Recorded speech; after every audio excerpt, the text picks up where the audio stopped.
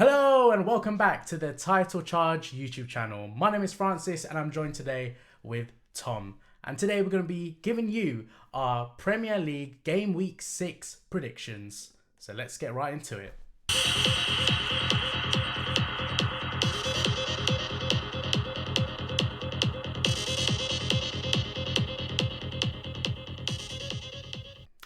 So Tom, we've got 10 games this week. Yeah. Well, 10 games as 10 always. games every week. Right, so let's get into it. Should we start with Crystal Palace Fulham? What are we thinking? Well, for me, both teams this season are fairly equal. Crystal Palace are ninth in the Premier League table As I and said. got Fulham in 10th. So this is going to be quite, an intense match. They want to one up on each other, really. Move into those Conference League places, really. I think Roy Hodgson's done a good job at Crystal Palace.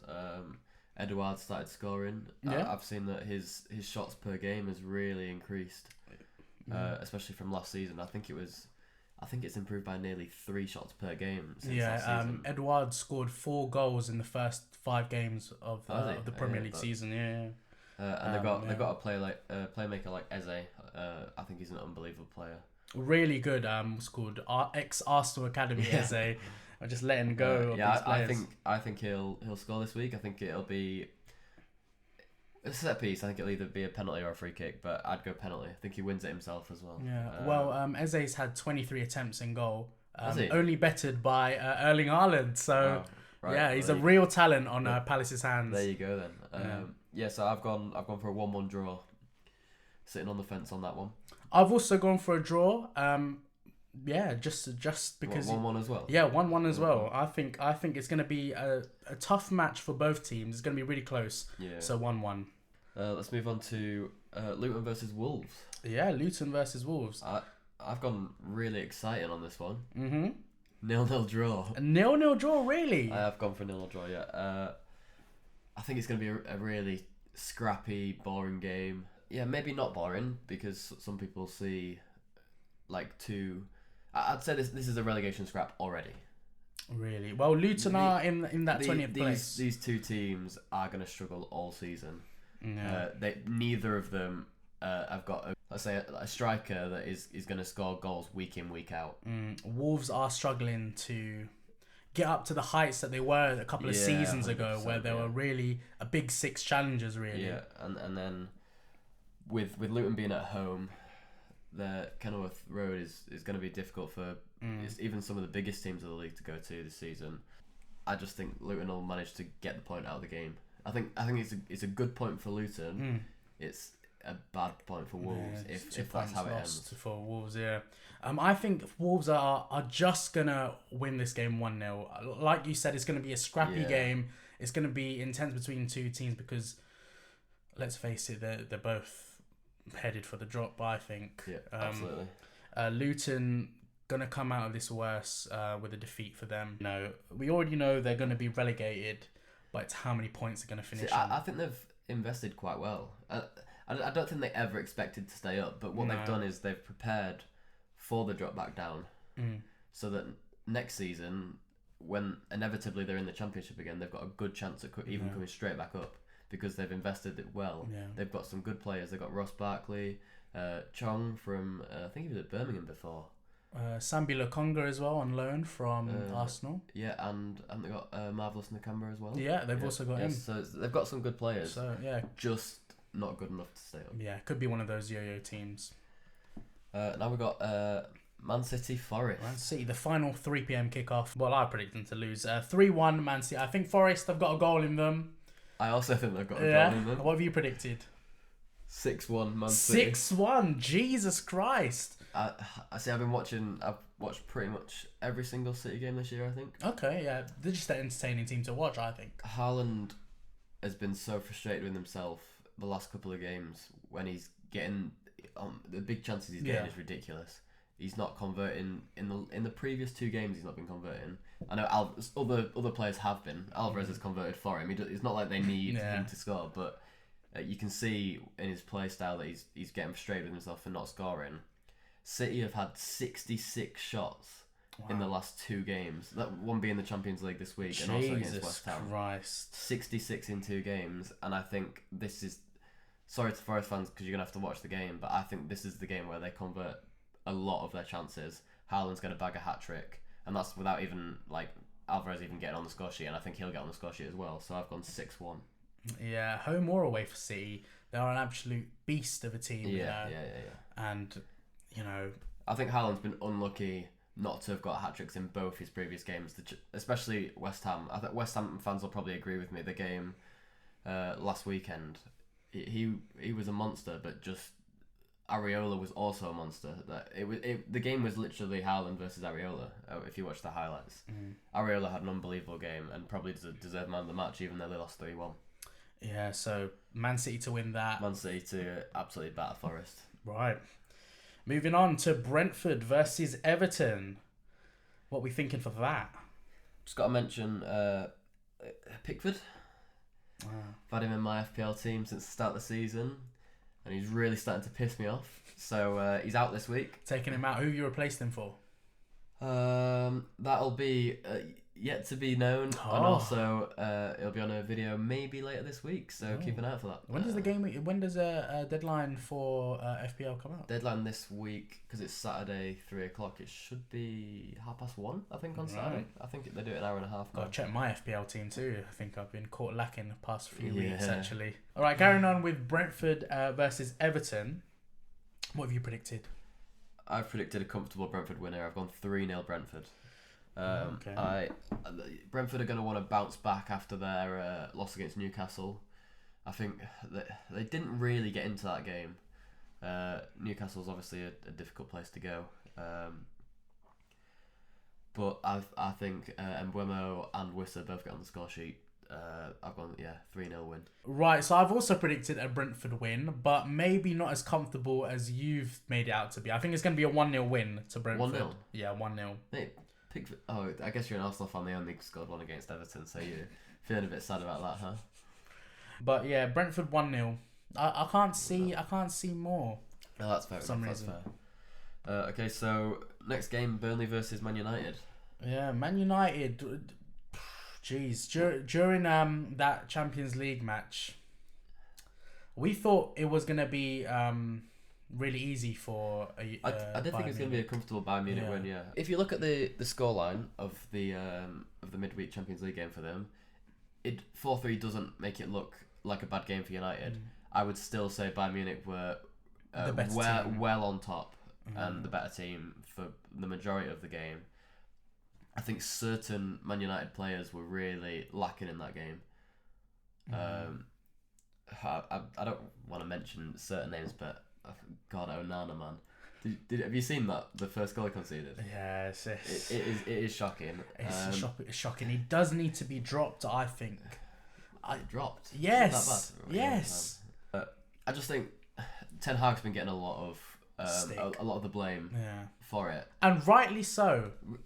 Really? I was going to say the opposite. Because I don't like him in these interviews blaming VAR decisions, referees. He's annoying in that sense. However, have you seen the Ole interview that was released? No. Talking about how toxic the club is. Right. He was only allowed to bring in 3 players a season. And I do understand. Like, I get it that Ten Hag's inherited a bad team, but also bad culture. And I think he does need a lot of time to sort it out. I disagree with you that he's getting the blame rightly though. I think I'm more focused on this Champions League game this week. With those certain players, Onana, Rashford, players like that stepping up and playing better, that is a completely different. Like, they still scored 3 goals. They only lost 4-3. With those players stepping up, they get another night. They get a completely different result there, and that, like, as I know managers like control, that they are their players. Like, they still control the tactics and whatever. They can't control Onana hitting that into his own net or just not saving it. They can't, like, and I've seen a lot of people saying Casemiro's legs are gone. He scored 2 of the goals, right? Which, it's not his job. He's a CDM. Yeah. But he's getting the goals. No one ahead of him is scoring the goals, so he kind of has to step up, which means they're conceding more, but at least they're getting the goals. So if But if someone like a Rashford was stepping up at the top and Onana was saving more shots and stuff, they get a different result. But saying that, I have predicted Man United to win. what, this game? Yeah. Oh, I've gone the other way. I've gone Burnley 1-0. I've gone United 1-0. Oh wow, okay. I think Burnley at home. They've got Vincent Kompany, ex-Man City defender. I reckon they're well up for this game. United struggling. Burnley 1-0. Let's move on to the biggest game of the week. Of course it's the North London derby, Arsenal versus Spurs. And we will definitely be watching this one. We will definitely be watching this. But I've predicted not a comfortable win for Arsenal, but a solid 2-1. 2-1. Who have you got scoring then? Gabriel Jesus, he needs to start. We saw what an impact he makes when he starts these games. And I can't see anyone else scoring but like Ødegaard as well. Ødegaard has been in great form. Ødegaard. It's just amazing what we've seen in these last couple of weeks as well, because we've seen Arsenal build upon what happened last season. You know, we didn't win the Premier League, but it was a good stepping stone, a great stepping stone, getting Champions League, and also, you know, bringing in the new players. Havertz, still not fully on the Havertz train, but... Well, it's a huge London derby. It's I'd say the first time in a while that Spurs have come into it in good form. That they used to having. I mean, Harry Kane usually scores in this fixture every year, doesn't he? But he's obviously not there anymore. Well, I think there are definitely going to be goals in this game. I think I've also gone goals in this game. I've gone for a 2-2 draw. To be honest, the only reason is because I couldn't decide who was going to win. Yeah, it's a tough one, this one, to predict. But I've got to stick true to Arsenal. 2-1 win. I think I'd agree with you that Jesus gets on the scoreline. Yeah. I think Maddison gets on the scoreline the other end, and then we'll see what happens. Maddison, quality player. I would have wanted him at Arsenal instead of Havertz, if I'm being honest. He nearly went to Newcastle as well. Yeah. Let's move on to the other 2 p.m. kickoff, Brighton-Bournemouth. What do you think? See, I think this is going to be... On paper, this looks like a simple Brighton win, I would say. A lot of people would probably predict an easy Brighton win. I think they will win, but I think it's going to be harder for them than first thought, especially because they've had the midweek game, Europa League. Yeah, it was 3-2 to Athens. 3-2 to Athens. João Pedro got on the score sheet twice with 2 penalties. They did rotate a little bit, but I just think they'll still be a little bit leggy coming into this game on Sunday. Quick turnaround against a Bournemouth team that looked fairly solid, I would say. I watched the game against Chelsea. The defence looked pretty good. I nearly went with 2-0, but I've gone with 2-1. I think Bournemouth can get a goal. 2-1. Yeah, I think the exact same as you, but I do think Brighton will be able to keep a clean sheet. 2-0. 2-0, Brighton. I nearly went 2-0. Let's move on. Chelsea versus Aston Villa. Oh, Chelsea. I was literally about to do the same thing. Did you watch the Chelsea-Bournemouth game? No, I didn't. Oh, I did. Man, Chelsea, I'm sorry, but you look shocking. Oh, yeah. Absolutely woeful. Yeah, Chelsea is a clown FC. It used to be Arsenal, but, you know, I think it's passed down from Arsenal, Spurs, and Chelsea. What? No, I did watch the game. Chelsea just didn't look like scoring. I think from top of my head, I think they got an XG of about 1.8, but they only got one big chance the entire game. And this, like, obviously I've spoken good things about Bournemouth already. I think they do look solid, but it's still Bournemouth. Chelsea spent 500 million. Do you know what I mean? Yeah, it's an absolute joke how much they've spent, and they're not getting anything out of it. Okay, a lot of Chelsea fans have been talking about this and the injuries. Yes, they've got £400 million worth of injuries at the moment, but the squad that they're still putting out should be winning these games. Exactly. They really are lacking a number 10, and Nkunku being injured is really not working for them. For the time being, I think they have to put Cole Palmer in that position. Absolutely. I know he's not. That's not his usual position. He's usually right wing, isn't he? But they've got to fill it with someone with some creativity. And he definitely can do it in the Premier League. We saw him in against Arsenal in the Community Shield. He is a player. Someone that can feed Nicholas Jackson instead of him having to feed himself. Sterling, you can get round players and he's got the runs, but his decision making in the like for his final ball was dreadful. It was awful. And then you've got Mudryk that's done nothing. Absolutely. What a waste of money Mudryk is. I'm so glad he didn't come to Arsenal. He's such an Arsenal. But yeah, I've predicted a 2-1 Villa win. We haven't even talked about Villa yet. We haven't talked about Villa yet, but I've gone for 3-1. Villa, obviously, they lost midweek in the Conference League. Away game, but they rotated a lot. Yeah, they did, yeah. So I think they won't struggle as much as other teams that didn't rotate. No, they're not going to be as leggy. Won't be as leggy, yeah. I've gone for a 3-1 Aston Villa win. I think Diaby and Watkins both get on the score sheet this week. I think Diaby looks a phenomenal player. Yeah, what a signing for them as well. What a coup. Yeah. But really, yeah, I think Unai Emery's going to get the better of Poch. Yeah, I do. Even though it's away, they just score a lot of goals. I see Villa. I see Aston Villa scoring a lot of goals, and I see Chelsea not scoring a lot of goals. Yeah, and really struggling. Simple scoreline 3-1. Yeah. Let's move on to Liverpool versus West Ham. Yeah. Interesting game, actually. They're both in very good form. Very good form, yeah. The last 4 Liverpool games was a win against Newcastle, win against Villa, win against Wolves, and obviously just in the Europa League. Yeah, they've won the last 5, but West Ham have also won 4 of the last 5. Yeah, 4 of the last 5. Yeah. So it's really tough to predict. It's going to be interesting. Obviously, they both had the midweek fixture. Yeah. So Liverpool literally rotated 11 players, so they're not. They shouldn't be leggy at all. They should be still in full fitness. Liverpool at home. I've gone for a Liverpool win. I've gone 2-1. Yeah, Liverpool and Anfield. It could be one of those games where they do win it 2-1, but I just think West Ham have got it in them to have a draw at Anfield. You know, what have you gone for? A 2-2 draw. Anfield is a tough place to go. Who gets on the score sheet for your goal predictions? Oh, West Ham.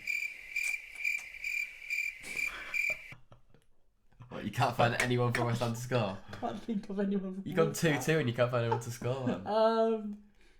Yeah, I think it's going to be a 2-2 draw. Anyway, 2-2 draw for you, 2-1 win for me for Liverpool, and I think Salah gets on the score sheet this week.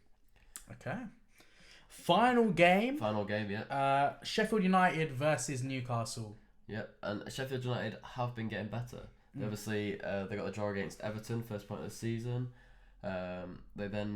They were obviously beating Tottenham last week. Yeah. Unlucky to obviously concede in the 98th and 101st minute of the game. But hats off to Tottenham for carrying on going. Richarlison finally got his goal. Really? Just because you're an Arsenal fan? Honestly, scoring in the 101st minute winner, especially after you've already equalised in the extra time, must be one of the best feelings ever. But Sheffield United have been getting better. We've seen an improvement in form.